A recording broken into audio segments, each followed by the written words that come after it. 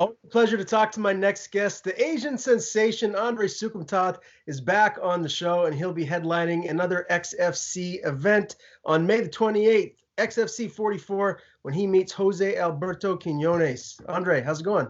How you doing, man? Everything is going good. That's good. I'm happy to hear it. The last time we spoke, obviously, was right before your last fight, XFC 43. You headlined that fight. You got a split decision win. You know, with the judges nowadays, that's got to be my first question. You just never really know what they're looking for, how they're judging these fights. So, how confident did you feel before you got your hand raised? I wasn't that confident, man, because I've been in that situation a bunch of times in my career. You know, three, four close split decision losses, but I felt like that last fight was clearly not a split decision. I thought that I dominated pretty much the whole fight, and when they said it was a split decision, it had me worried, man. It had me worried. Yeah, and I was looking at the betting odds, and you were a significant favorite going into that fight. I know you can never really, get a good gauge on what's going to happen just by who's a favorite and who's an underdog. But were you surprised as to anything that happened in the fight, or did you feel pretty much in control throughout and you executed your game plan? I felt in control. You know, I wasn't too surprised too much because you get that on camera. That is great. There you go. You can still hear me good, right? Oh yeah, you're coming in good. Hey, keep that. That's good stuff. Yeah, so I wasn't too surprised, you know. I I studied my opponent pretty well, and nothing really surprised me. He was really strong, and he was really powerful, and he was really durable. You know, if anything were to surprise me, it was that. Like he was, when I tell you, he was like a rock, man. He was like a rock. So you could tell he did some kind of strength conditioning in Brazil, man. Yeah, no doubt. Now, with this being your first official XFC fight, man, just tell me what the whole experience was like. Just the promotion in general. What your takeaway was from it. I really liked the way that they did things. You know, what I mean, it was my first time fighting for them. It was their first time coming back, and everything was super professional.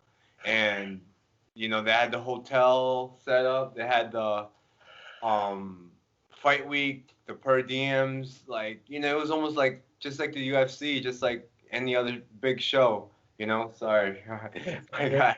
And it was great. Can you close the door, babe? Come here, oh man, guys, go downstairs. No. Daddy's working. Hey, give me that back. Close the door. Man, yeah, it's all day, bro. But yeah, it was a great show. Yeah. Where were we? Oh, I was just asking about your overall takeaway from the first XFC event. One of the things that I know that they're doing is they're giving fighters shares as far as stock goes in the company. The UFC just did that, and I heard a fighter, Bobby Nash, for XFC, saying that XFC's been doing that now for a minute. How cool is that for you as a fighter to know that you're getting to be invested here in the company? I think it's pretty cool. I think it's a pretty cool idea. It's funny that the UFC like just did that too. So you know, hopefully, you know, UFC is obviously a big promotion, but you know, people know that XFC was the first to do it. Maybe XFC will grow from that too. So you know, there's plenty of money, plenty of stocks to put into the MMA market, and let's just hope it keeps getting bigger and bigger, so that us fighters can have bigger paydays. You know. Mhm. Yeah, no doubt about it. Now, as far as your weight class goes, you headlined the last event. You're headlining this one. Is Myron and the matchmakers discussing maybe doing a tournament for your weight class as well? I think so. Uh, well, whatever they decide to do, you know, they know I'm down for whatever. I think I earned my spot. That's why, you know, this fight could have easily been a title fight. The last fight I fought with Faria, that could have easily been a title fight. You know, two experienced guys, a lot of experience, a lot of fights under our belts. We fought the best guys. Both of these fights could have been a title fight, but I told Myron, like I really didn't want to fight for the title yet. I wanted to earn my stripes in the XFC, you know. I didn't want to like just because I'm a UFC veteran, just because I have a bigger name than these guys, I deserve to fight for a title. No, that's not my mindset coming into the XFC. It's almost like starting brand new, and you know I'm starting just like all these other fighters, so I want to earn my title shot.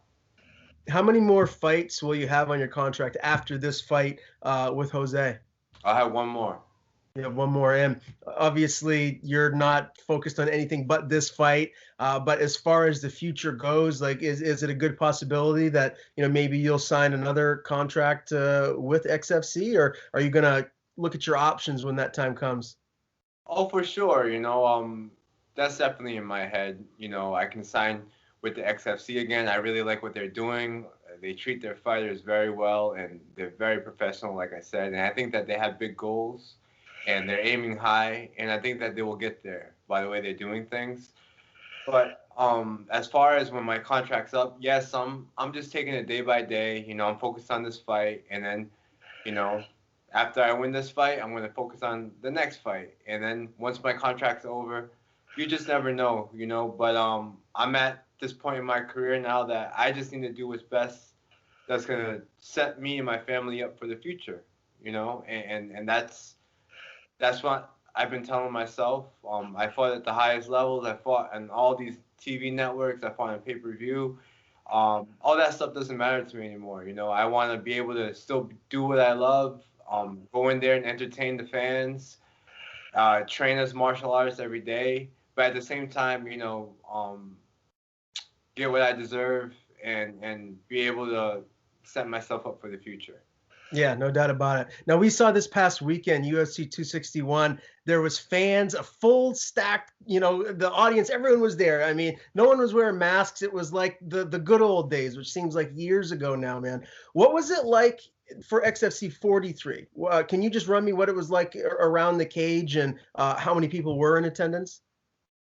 We probably had about just under 50 to 100 people in attendance. It was in a small room. It was real intimate. The production was great. The setup was great, and there were fans. I had a bunch of fans go there, but it was chill, man. People had masks on. People were social distancing, and they made sure that they played the COVID rules and they kept everybody safe, even though they let people in the building. Yeah, well, that's good. Hopefully, it's just going to continue to open up, and you'll have more and more fans here as you move forward. Are you one of those guys that really feeds off that energy? Like, are you excited to have like a packed stadium again of screaming fans? Man, I never really fought like I did last time. It was real intimate. I didn't really, besides my actually I have, like in my amateur career, I did boxing. It was real intimate. I did amateur boxing, not a big crowd, so that was kind of like my last fight, and I liked it. But at the same time, I like the energy of the fans too. But for me, it really doesn't matter whether there's fans there or not. As long as it's showing live or people can tune in, I'm happy with that. Gotcha. Yeah, that makes sense. What has life been like for you since, man? Obviously, you're a family man. You got your adorable kids running around the house. What has life been like? Life has been good, man. Been back in Florida now, and we're just trying our best to get by and to raise a family. I'm a father first, man. So I'm still doing my daily things. I'm getting the kids ready up, getting them breakfast, bringing them to school. Thank God they got school now because that homeschooling was really tough. So I'm really happy for that. And then after I drop them off, I go in and I do my training. And it's always been like that. It's gonna be like that for a while because I don't have any plans to stop it. So. Now, are they getting into MMA? Is that a sport that they're gravitating towards, or is there something else that they like a little bit more? They're still young right now. My oldest is 8 and my youngest is 5, and they kind of like anything I do. Like, hey, let's go play some soccer. All right, let's go play some soccer. They're playing for like 30 minutes. They're done with soccer. They want to do something else. Hey, let's put on the gloves. Let's start doing some pad work. They don't want to do no pad work. They don't want to run around. They just want to fight each other. So I'm like, oh man, all right, you guys get like 2 rounds. That's it. But they really just like what Daddy does, man. Like when I'm watching the fight, sometimes they'll watch it with me. Hey, is that your friend? Is that you? But there's no pressure at all, man. I want them to just be kids, go outside in the neighborhood, go play with the kids in the neighborhood, go ride your bike, go get dirty, go play in the mud. As far as sports goes, if they approach me and like, hey, Dad, I want to play soccer. Hey, Dad, I want to do MMA. I want to do jiu-jitsu. I'm going to support whatever they want to do 100%. Yeah, you clearly are a great dad. There's no doubt about that. Thank you. Let's talk about, ATT, one of the best gyms in the world. We're still, like close to 4 weeks out from actual fight night here. What has this camp been like thus far? Camp's been good, man. It doesn't even feel like a camp besides the diet, just getting down in weight. But I've been training the whole time. I've been getting ready. I've been getting people ready for fights. This person, that person, high-level fighters. And then now it's my time. And now it's my time to focus on my fight. And the good thing is I'm in shape and I'm at a good weight. And me and all my coaches are all on the same page. There are so many great fighters at American Top Team. I mean, you can just pick and choose from a variety of guys and girls there. Who have been some of the main guys for this particular camp that you've been getting that working with? Has it been like consistently the same from the past couple camps, or has it been any different? You know what? Every camp is different, but the good thing is they always got the guys that are always there and the guys that are in camp for themselves, so that we're all pushing each other. But we got. And I'm working with Tony Gravely a lot with the grappling. A lot of people that you might not even heard of, like Paulo, Leo, who's fighting tonight at CES. Like Marlon Moraes, Pedro Munoz, so many guys. But the main guys that I've been really working with is Adriano Moraes. I just came back with him. I was with him in Singapore when he beat DJ in one championship. So we've been doing a lot of work together. Me just like me cornering him and supporting him, and he also cornered me my last fight.